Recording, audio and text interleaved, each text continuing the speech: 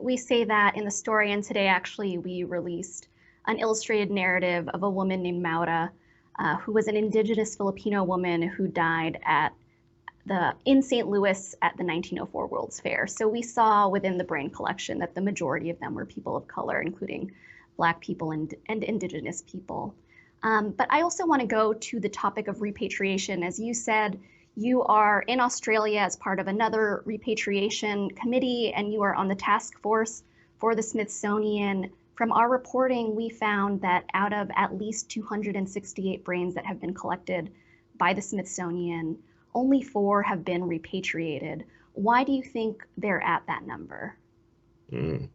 That's become a sizable question lately, as has the disposition of these remains in general, because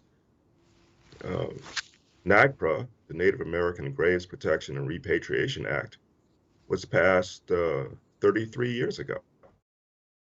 The Smithsonian has an office for repatriation that has been working to return remains to their descendants.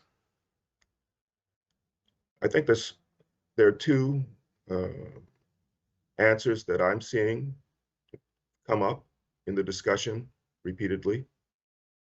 One is that the funding is inadequate. And if you're talking about tribal councils or Native American communities, they are struggling often to pay for many absolutely necessary things. Why should they have to pay to rebury these remains?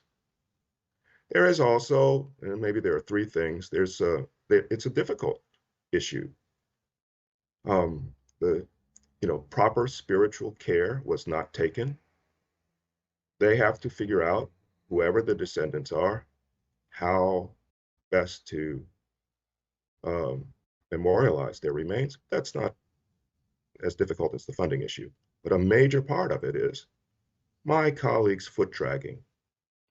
There are those at the Smithsonian and elsewhere in museums and universities who believe they know what's best. I think they think this thing will blow over, and they will find themselves in the end having preserved the evidence for humanity. There was one who said this to me, essentially. Right? It's about white entitlement, manifest as scientific entitlement. It's Native Americans, African Americans never needed white people for anything. But the narrative of colonialism and slavery is that